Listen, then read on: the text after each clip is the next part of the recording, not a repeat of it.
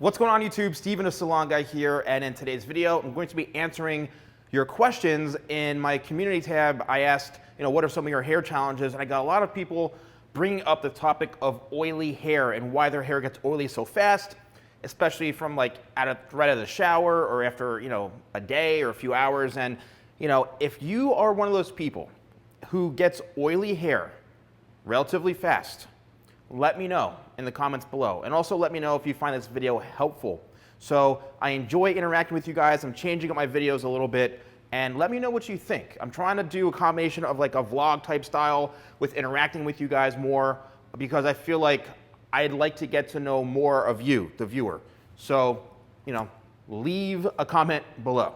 I feel like I'm blending in way too much with the white wall between my white shirt and my bald head. But anyways, let's talk about why your hair, your scalp gets oily.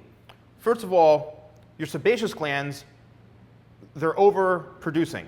So it's basically coming from your scalp, and what happens is, say you start combing your hair back, that natural oil from your scalp then gets distributed from the scalp to the ends, therefore making your whole entire head of hair, your hair strand, oily.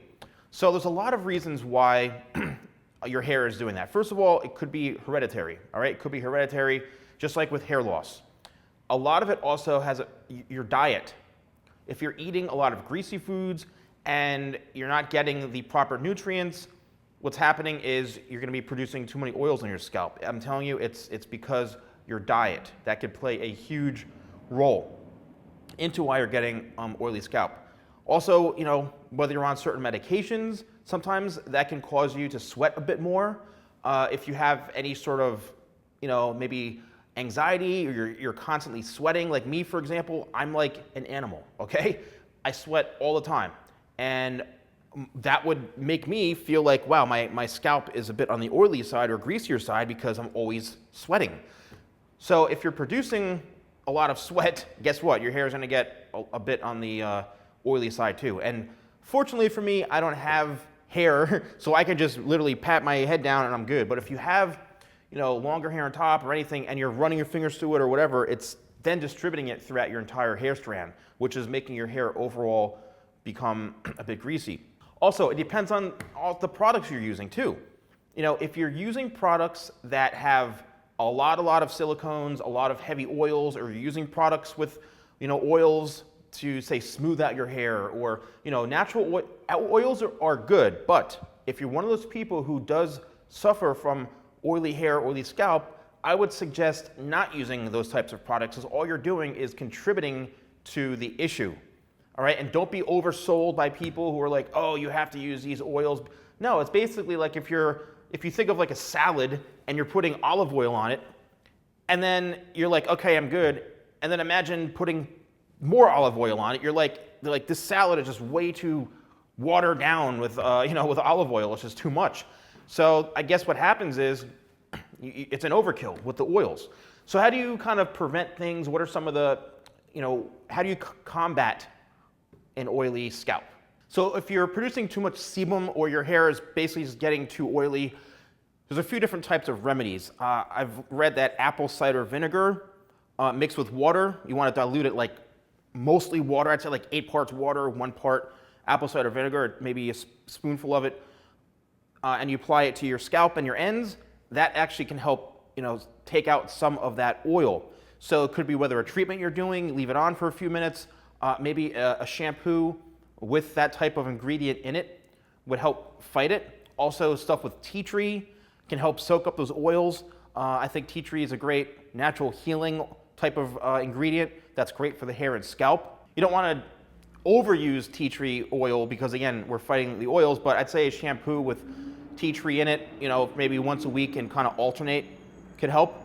Again, you want to make sure you're not using a shampoo conditioner with a lot of silicones or any silicones with an overabundance of different types of oils. You may want to try something with peppermint or some sort of tea tree or something in it that's going to help heal the scalp a little bit, which I think is something that most of you guys are familiar with. I have, my Pure shampoo, which is really, really good. My Volume shampoo, dry shampoos. A dry shampoo comes in very handy.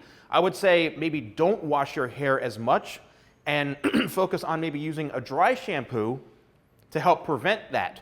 Again, because when you're stimulating the scalp, what's happening is, you're cleansing the scalp, but sometimes you could be spreading the oils throughout your hair, and also using conditioner. Maybe you might not necessarily need a conditioner every single day, or maybe use something once a week. So there's ways to actually fight the oil by, most people over-treat it. I would say you want to under-treat what's happening. People might think, oh, wash your hair more often and use more conditioner and this and that, use more products. It's kind of the opposite, right? Because you're just building up more and more products onto your hair. Something that's like a heavy pomade or something that's very greasy as it is, stay away from those types of styling products. All that's going to do is contribute to the problem, all right? Dry shampoo will be your best friend. I have a dry shampoo called Dust, and it's got great reviews. People seem to love it. Use that, maybe wash your hair once a week, all right? And then use that dry shampoo every day or every other day if your hair is getting a bit on the oily or dry or oily side, because what the dry shampoo is doing, it's soaking up those oils. So that's another option as well. So I would say when it comes to the diet, you want to eat more leafy greens. Also, if you're again, it comes down to nutrients. I've noticed that if you're vitamin B deficient, like B2 or B6, that's why a lot of leafy greens like kale.